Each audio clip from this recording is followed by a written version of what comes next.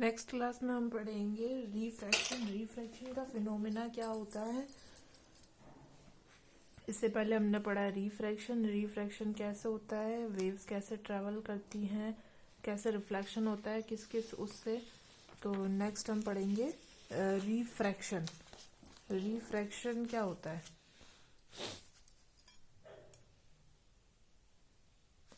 Refraction,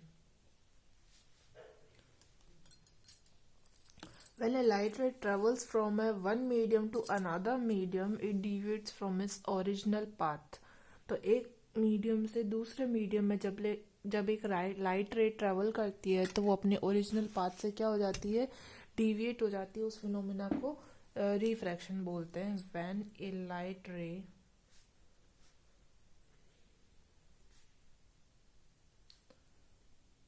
travels from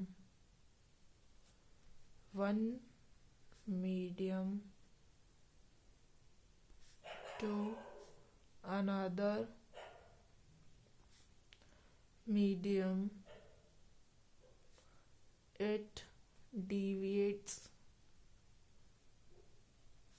from its original path। This phenomena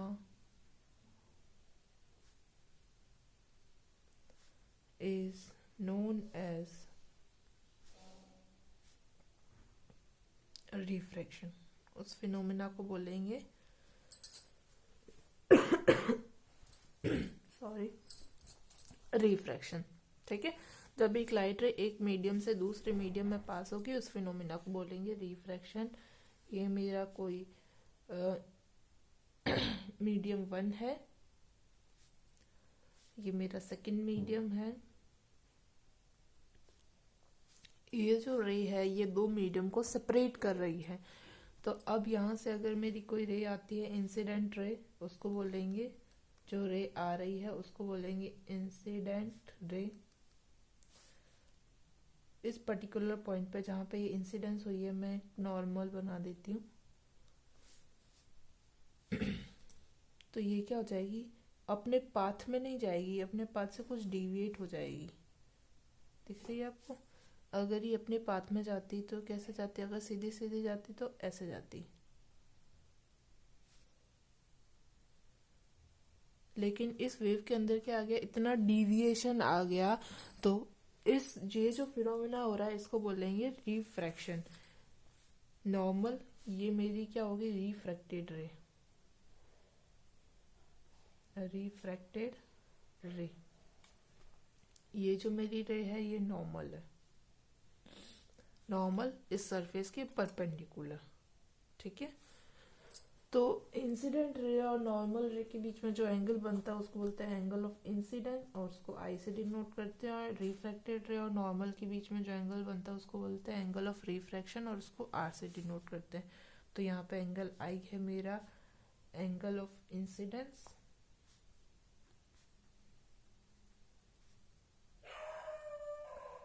angle ये are है यहाँ पे एंगल ऑफ रिफ्रैक्शन। ठीक है, फर्स्ट एंगल है एंगल ऑफ इंसिडेंस और एंगल आ रहा है angle of refraction.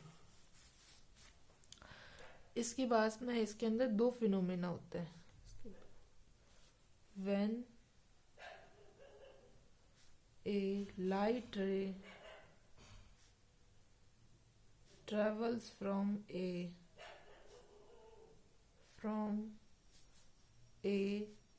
rarer medium to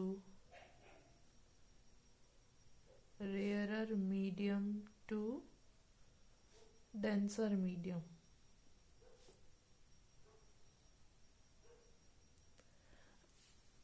अगर मेरी लाइट रे रेयरर मीडियम से डेंसर मीडियम में पास होती है, सपोज करो मेरा मीडियम 1 रेयरर मीडियम है और जो मेरा सेकंड मीडियम है वो डेंसर मीडियम है। मान लो कि मेरा फर्स्ट मीडियम है एयर और सेकंड मीडियम है वाटर, तो एयर वाटर के कंपैरिजन में रेयरर मीडियम होगी। तो then the light ray shift towards the normal. अगर मेरी लाइट रे रेयरर मीडियम से डेंसर मीडियम में पास होती है तो मेरी लाइट रे नॉर्मल की तरफ शिफ्ट हो जाएगी. कैसे देखते हैं. ये मेरा रेयरर मीडियम हो गया ऊपर वाला.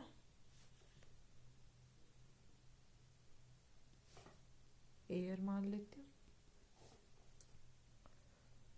नीचे वाला डेंसर मीडियम. वाटर मान लेती हूँ. ये मेरी इंसिडेंस रे आ रही है.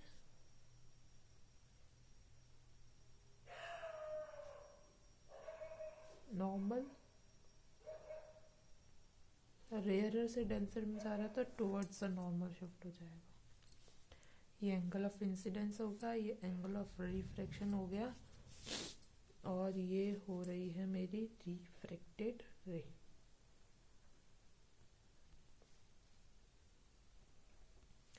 यहाँ पे एक चीज आपको क्लियरली दिख रही है कि जो एंगल ऑफ इंसिडेंस है वो क्या है, ज्यादा है एंगल ऑफ रिफ्रैक्शन से. तो angle of incidence is greater than the angle of refraction. ये ध्यान रखना है. इसके अंदर जब लाइट रे रेयर से डेंसर में जाएगी तो टुवर्ड्स द नॉर्मल शिफ्ट होगा. टुवर्ड्स द नॉर्मल शिफ्ट होगा तो एंगल ऑफ रिफ्रैक्शन कम आएगा. Second case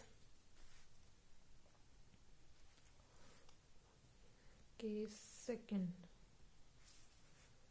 when a light ray travels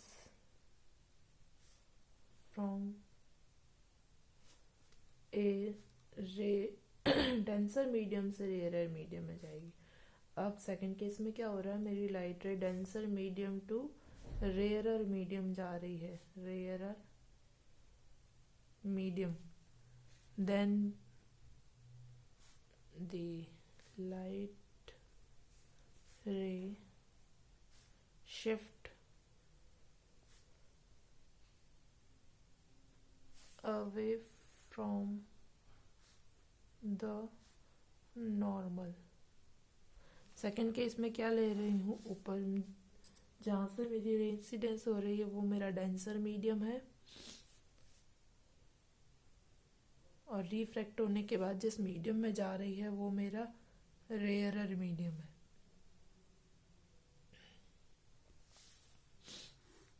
ये मेरी रे आई नॉर्मल और ये डेंसर से रेयरर में जा रही है तो ये कुछ ऐसे शिफ्ट हो जाएगी. ठीक है. तो अगर डेंसर से रेयरर में जाएगी तो वो away from the normal shift हो जाएगी. वो नॉर्मल से कुछ दूर शिफ्ट हो जाएगी. तो इस रिफ्रैक्शन में हमने दो फिनोमिना देखे हैं. एक तो होता है कि अगर मेरी रे रेयरर से डेंसर में जाती है तो वो टुवर्ड्स द नॉर्मल शिफ्ट हो जाती है. नॉर्मल के पास. डेंसर मीडियम में जाएगी तो नॉर्मल के पास शिफ्ट हो जाती है. और सेकंड केस देखा है कि अगर वो डेंसर से रेयरर में जाएगी तो away from the normal shift हो जाएगी. ये मेरा एंगल ऑफ इंसिडेंस बनेगा. ये है मेरा एंगल ऑफ रिफ्रैक्शन. तो जो एंगल ऑफ इंसिडेंस की वैल्यू होगी वो एंगल ऑफ रिफ्रैक्शन से छोटा बनेगा, मतलब कम आएगी. ठीक है. तो ये है दो केस. इसके बाद नेक्स्ट है laws of refraction. Laws of refraction.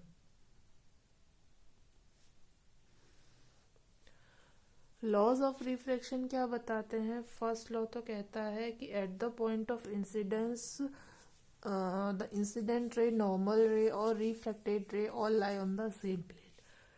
जो हमारा रिफ्लेक्शन का सेकेंड लॉ है वही सेम टू सेम है कि इंसिडेंस रे, नॉर्मल रे और refracted ray at the point of incidence all lie on the same plane. मान लो कि ये मेरा कोई प्लेन है. इस प्लेन पे पर्टिकुलर पॉइंट पे ये मेरी इंसिडेंट रे आ रही है तो इसी पर्टिकुलर पॉइंट पे नॉर्मल रे भी होगी और इसी पर्टिकुलर पॉइंट पर रिफ्रैक्टेड रे जो नीचे से पास होके जाएगी, रिफ्रैक्टेड रे भी इसी पर्टिकुलर पॉइंट पर लाई करेगी. उसको बोलेंगे इस पॉइंट को बोलेंगे एक पर्टिकुलर प्लेन की तरह वर्क करेगा. तो यही हमारा फर्स्ट लॉ है the incidence ray, the incidence या incident ray, refracted ray, normal at the point of incidence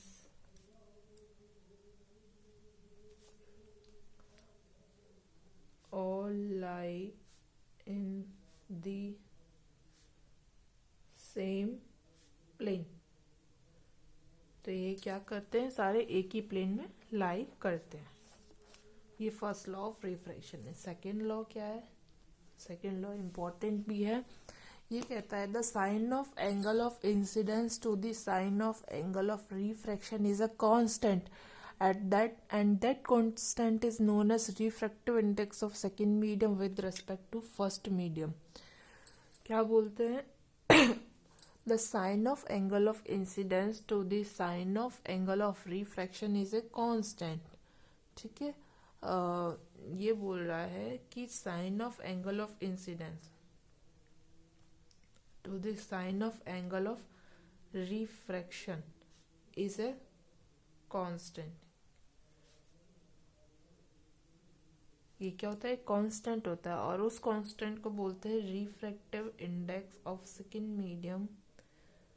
refractive index of second medium with respect to first medium.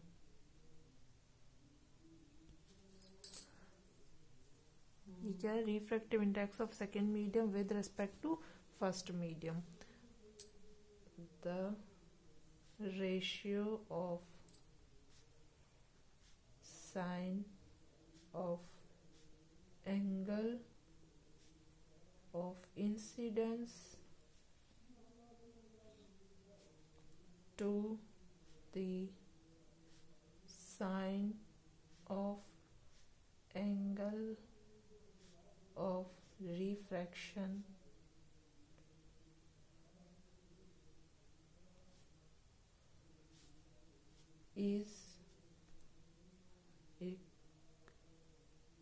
is constant. ठीक है.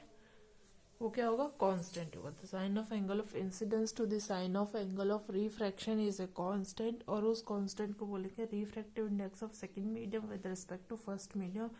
इसको मैं ऐसे भी बोल सकती हूँ N21. N21 क्या बता रहा है?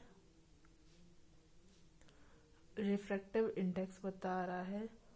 Refractive index of second medium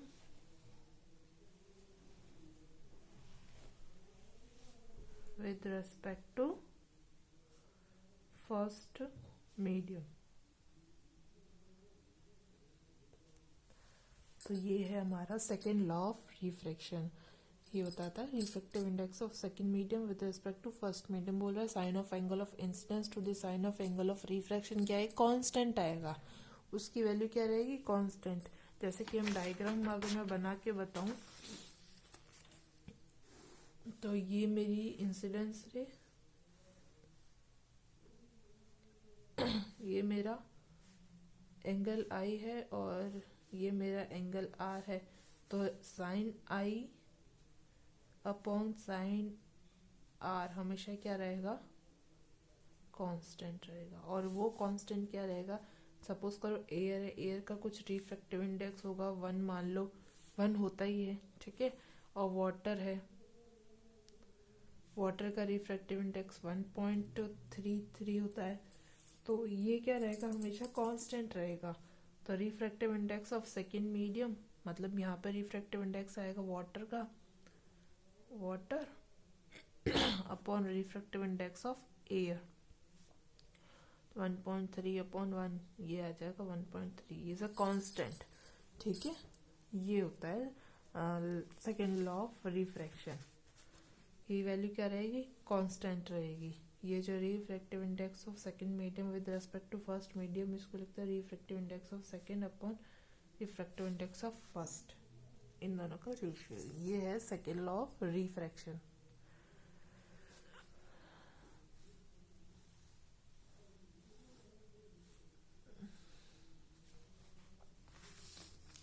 इसके बाद में नेक्स्ट है रिफ्रैक्टिव इंडेक्स क्या होता है।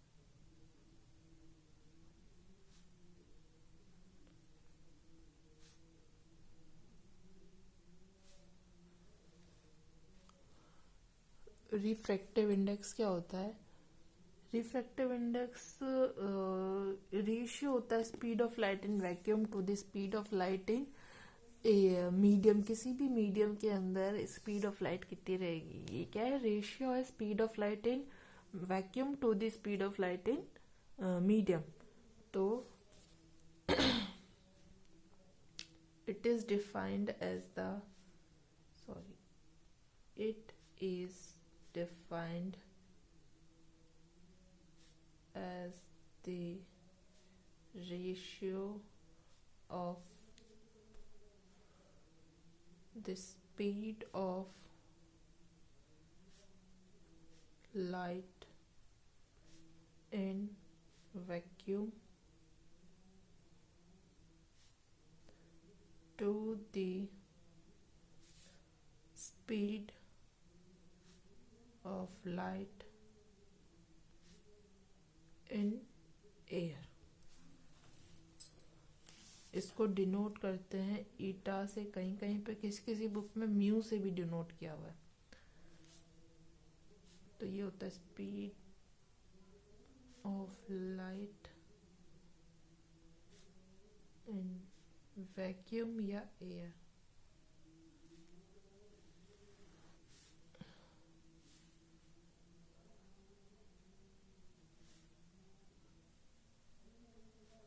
लाइट इन मीडियम, ठीक है। Speed of light in vacuum होती है c, जो कि होती है 3 × 10⁸ मीटर पर second upon speed of light इन किसी भी मीडियम में मैं v लेट कर लेती हूँ या v से डिनोट करते हैं। तो ये ईटा का फॉर्मूला हो जाएगा c/v।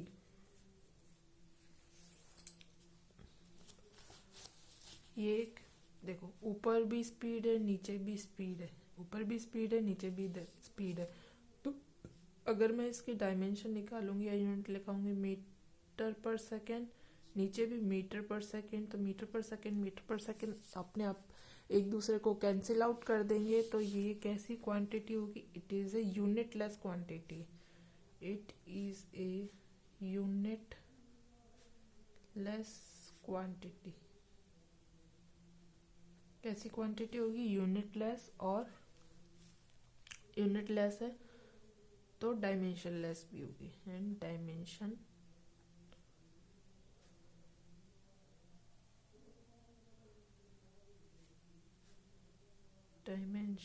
लेस क्वांटिटी, मतलब इसके डायमेंशंस क्या होंगे? m0, l0 और t0, ये इसके डायमेंशंस होंगे। यूनिट लेस होगी और डायमेंशन लेस क्वांटिटी होगी, ठीक है। नेक्स्ट है कि रिफ्रैक्शन के फिनोमिना में क्या क्या चीजें मेरी चेंज हो जाती है। तो रिफ्रैक्शन के फिनोमिना में मेरी लाइट की स्पीड चेंज हो जाती है, मेरी लाइट की वेवलेंथ चेंज हो जाती है, लेकिन फ्रीक्वेंसी हमेशा सेम रहती है।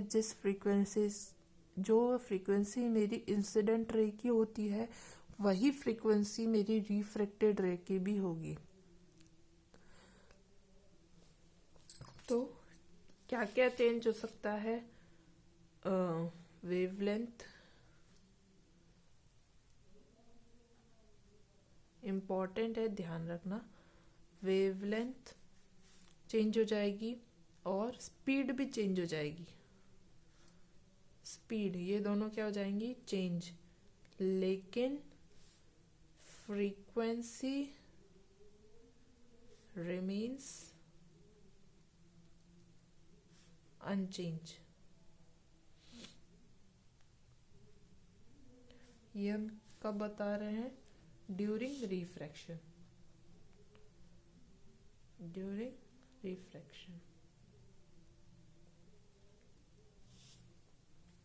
ठीक है, ध्यान रखना, ये इम्पोर्टेंट पॉइंट है कि उसकी फ्रीक्वेंसी पे कोई भी इफेक्ट नहीं पड़ता है। नेक्स्ट हम रिफ्रैक्टिव इंडेक्स का ही फॉर्मूला निकाल रहे हैं in terms of wavelength. Refractive index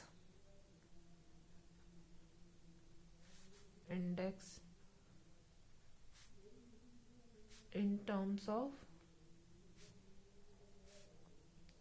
wavelength.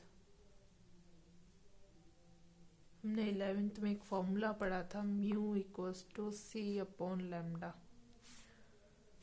तो यहाँ से अगर मैं सी निकालूंगी तो वो हो जाएगा म्यू लैम्डा।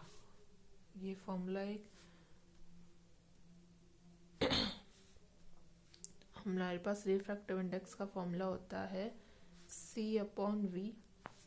तो सी का फॉर्मूला हो जाएगा म्यू लैम्डा वैक्यूम में, यहाँ पे मैं वैक्यूम लिख देती हूँ, और म्यू लैम्डा ये किसी मीडियम में बता रहे हैं वेवलेंथ उसकी। रिफ्रैक्शन में वेवलेंथ चेंज हो सकती है लेकिन फ्रीक्वेंसी रिमेन्स अनचेंज। तो ये दूसरे को कैंसिल आउट कर देंगे तो जो रिफ्रैक्टिव इंडेक्स का फॉर्मूला आएगा वो आ जाएगा लैम्डा वैक्यूम में क्या रहेगा अपॉन लैम्डा इन पर्टिकुलर मीडियम। तो ये फॉर्मूला है रिफ्रैक्टिव इंडेक्स का इन टर्म्स ऑफ वेवलेंथ। ठीक है, इसके आगे है कि रिफ्रैक्टिव इंडेक्स किस किस पर डिपेंड करता है, किस किस पर डिपेंड कर सकता है। तो रिफ्रैक्टिव इंडेक्स डिपेंड करता है नेचर ऑफ मीडियम पे, कि मेरा जिस मीडियम में लाइट जा रही है उसका नेचर कैसा है, डेंसर है कि रेयर है कि क्या मीडियम है, किस उसके नेचर पे डिपेंड करता है। मैंने एयर लिया, वाटर लिया है, ग्लास लिया है या कोई ऑयल ले लिया है, तो मैंने कौन सा मीडियम लिया उसके ऊपर भी डिपेंड करेगा। तो फर्स्ट मीडियम डिपेंडेंसी होती है इसकी nature of medium, nature of the medium, मैंने कौन सा मीडियम लिया है। सेकेंड डिपेंड करता है wavelength of the light use, मैं जो लाइट यूज कर रही हूँ उसकी वेवलेंथ क्या है, wavelength of the light used. जो मैंने लाइट यूज की है, जो मैं लाइट रे इंसिडेंट कर रही हूँ, उस लाइट की वेवलेंथ कितनी होगी उसके ऊपर भी डिपेंड करेगा। थर्ड डिपेंड करेगा कि टेम्परेचर, टेम्परेचर क्या रहता है मेरा, उसके ऊपर डिपेंड करता है। और नेक्स्ट डिपेंड करता है नेचर ऑफ सराउंडिंग मीडियम, उसके आसपास का नेचर कैसा है, किस मीडियम में है, nature of surrounding, nature of the surrounding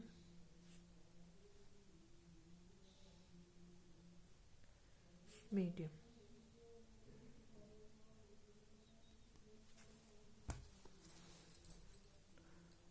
ठीक है, नेचर ऑफ मीडियम पे डिपेंड करेगा कि जो लाइट रे आ रही है वो कौन से मीडियम में आ रही है। सेकंड डिपेंड करता है wavelength of the light use, मैंने जो लाइट यूज की है उसकी वेवलेंथ कितनी है।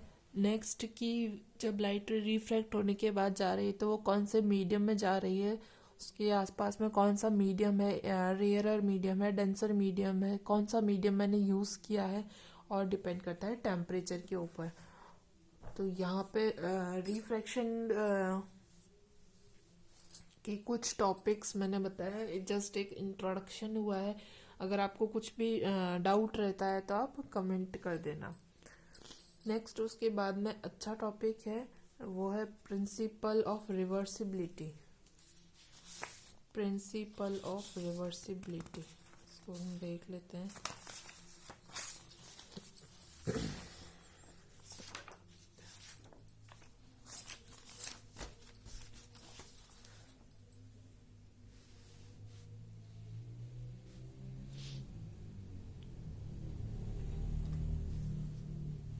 Principle of reversibility, reversibility. Principal of reversibility क्या होता है कि लाइट का मल्टीपल रिफ्रैक्शन और रिफ्लेक्शन हो, किसी भी लाइट रे के मल्टीपल रिफ्लेक्शन या रिफ्रैक्शन हो रहे हैं और वो क्या हो रहा है, अपने सेम पाथ में वापस जा रहा है, जिस पाथ में वो आ रहा था उसी पाथ को वो रिपीट करके वापस जा रहा है, तो उस फिनोमिना को जब ये फिनोमिना होगा उसको बोलेंगे रिवर्सिबिलिटी ऑफ लाइट। लाइट का क्या हो रहा है, रिवर्सन हो रहा है, वो अपने पाथ में वापस जा रही है। तो इसको मैं देखने कैसे देख सकती हूँ, मैं ये मेरा कोई मीडियम है, इस मीडियम से ले लाइट रे आई, ये मेरी इंसिडेंट रे, इस पर्टिकुलर पॉइंट पे ये नॉर्मल बना देती हूँ। तो ये ऐसे ये जब एक मीडियम से दूसरे मीडियम में जाएगी तो ये क्या हो जाएगी, रिफ्रैक्शन होगा। अब यहाँ पे सपोज करो मैं रख देती हूँ प्लेन मिरर, प्लेन मिरर रख देती हूँ, तो ये क्या हो जाएगा, प्लेन मिरर पे ये आ रही है परपेंडिकुलर। कंडीशन याद रखनी है हमें कि प्लेन मिरर पे कैसी फॉल हो रही है, परपेंडिकुलर फॉल हो रही है, तो ये उसी पाथ में वापस चली जाएगी, जिस पाथ से ये आई थी उसी पाथ में वापस रिवर्स हो जाएगी, और यहाँ पे भी ये ऐसे कंडीशन मुझे मिलेगी। तो इस फिनोमिना को क्या बोलेंगे, रिवर्सिबिलिटी ऑफ लाइट। लाइट का क्या हो रहा है, रिवर्सन हो रहा है, वो वापस लौट के उसी पाथ में जा रही है। क्या किया मैंने, क्या किया, कोई मीडियम लिया, मान लो ऊपर मैंने एयर ले ली, रेयरर मीडियम ले लिया, नीचे मैंने ग्लास ले लिया। जब मेरी लाइट रेयरर मीडियम से डेंसर मीडियम में आएगी, ये मेरा एंगल ऑफ इंसिडेंस, ये मेरा एंगल ऑफ रिफ्रैक्शन, तो वो टुवर्ड्स द नॉर्मल शिफ्ट हो जाएगी। अब मैं क्या कर रही हूँ, इस लाइट रे के पाथ में एक प्लेन मिरर यूज कर रही है। एक प्लेन मिरर मैंने अगर रख दिया, इंसर्ट कर दिया है, तो वो क्या करेगा, प्लेन मिरर इस लाइट रे के परपेंडिकुलर रखा है, तो वो लाइट रे उसी पाथ में वापस चली जाएगी। इस पर्टिकुलर पॉइंट पे उसका लाइट रे का रिफ्लेक्शन हो रहा है, प्लेन मिरर उस पर्टिकुलर लाइट का रिफ्लेक्शन कर रहा है, तो यहाँ से रिफ्लेक्शन होने के बाद वो वापस उसी पाथ पे रिवर्स हो जाएगी, वो चली जाएगी, और इस पर्टिकुलर पॉइंट पर उसका वापस रिफ्रैक्शन होगा, और यहाँ से वो डेंसर से रेयरर में जाएगी। इस पर्टिकुलर सेकंड केस में वो डेंसर से रेयरर में जाएगी, यहाँ से इधर बाहर निकलेगी, तो वो away from the normal shift हो जाएगी। इस पूरे फिनोमिना को बोलेंगे रिवर्सिबिलिटी ऑफ लाइट। तो इसका एक छोटा सा डेरिवेशन टाइप है, हम उसको देख लेते हैं। अब इनको मैं कुछ नाम दे देती हूँ, ए बी, यहाँ पे इस पर्टिकुलर पॉइंट को सी दे देती हूँ, इसको एन दे देती हूँ, इसको एन डैश दे देती हूँ। प्रिंसिपल ऑफ रिवर्सिबिलिटी, प्रिंसिपल यहाँ पे लिख देती हूँ, this principle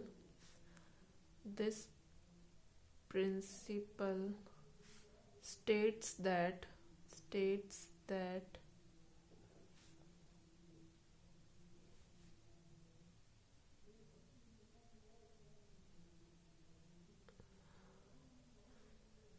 if the final path of a ray of light after it has suffered several reflection and refraction is reversed.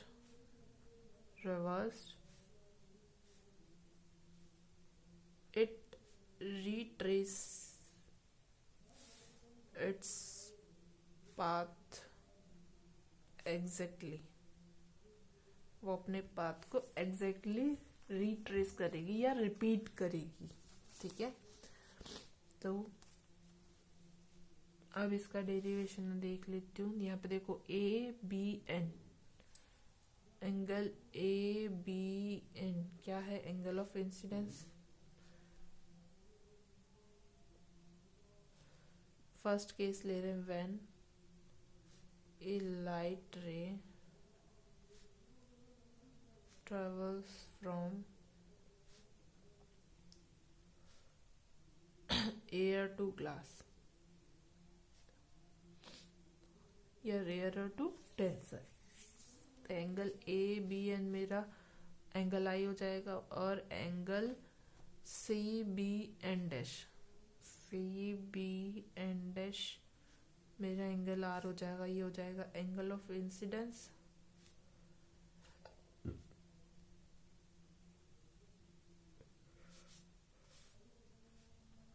Angle of refraction.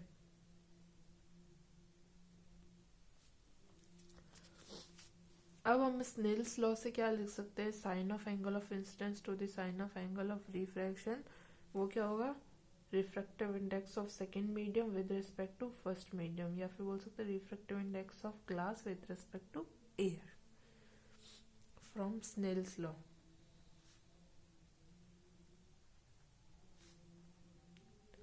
तो इसको लिखूंगी sine I upon sine R equals to refractive index of second medium, that is glass, with respect to air, refractive index of second medium with respect to first medium। ठीक है, ये मैंने first case पढ़ा when a light ray travels from air to glass. अब यहाँ पे क्या रख दिया मैंने, मिरर। अब ये लाइट रे क्या कर रही है, इस मिरर से रिफ्लेक्ट होके वापस जा रही है, अब जा रही है ग्लास टू एयर। इसको इक्वेशन 1 दे देते हैं। When a light ray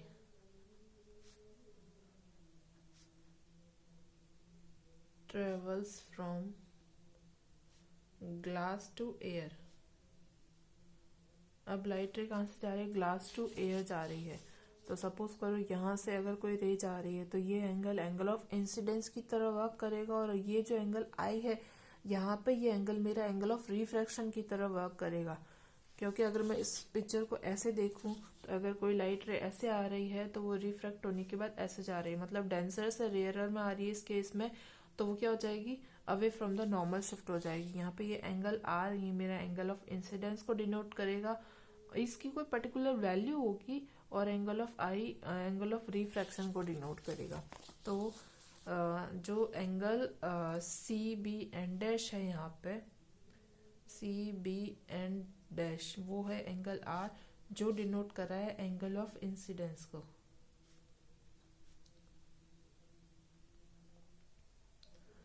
angle of incidence को डिनोट कर रहा है, और एंगल ए बी एन है वो आई है, और वो डिनोट कर रहा है एंगल ऑफ रिफ्रैक्शन को, refraction.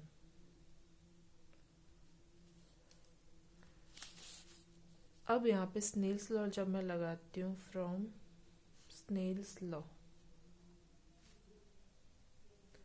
Sign angle of incidence कौन सा है, R, to the angle of refraction क्या है यहाँ पे, I, sine R upon sine I, refractive index of second medium, इस पर्टिकुलर केस में सेकेंड मीडियम एयर है और फर्स्ट मीडियम है ग्लास। अब जो लाइट है वो ग्लास से एयर में जा रही है, इसको इक्वेशन नंबर देते हैं second.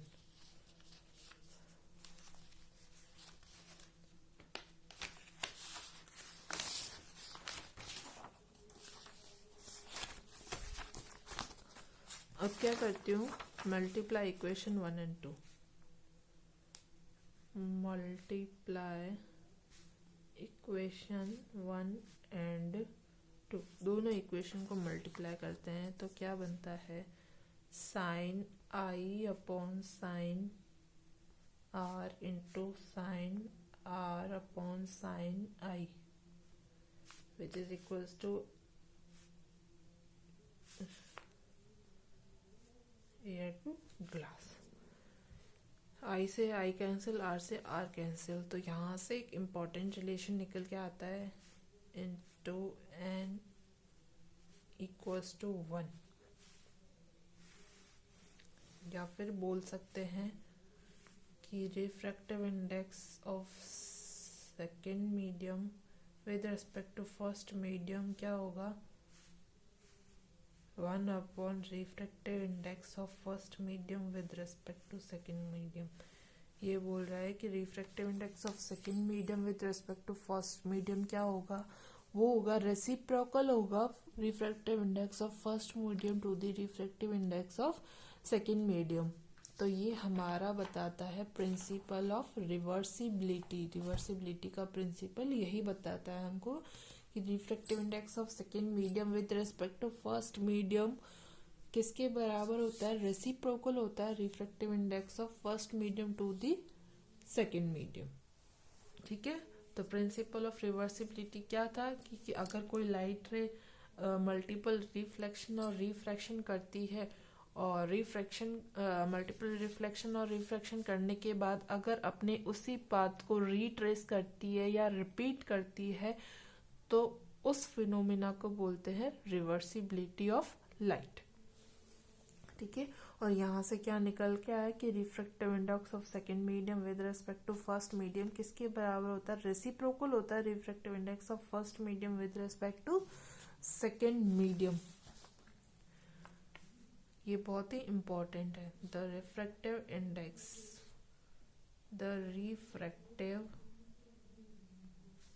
Index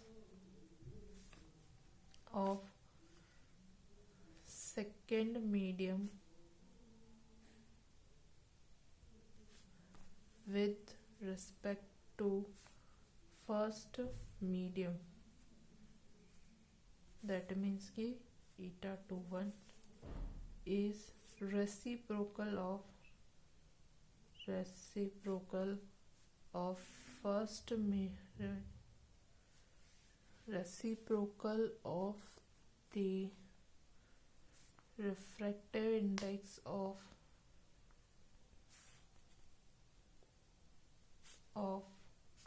first medium with respect to second medium eta 1 2। ठीक है।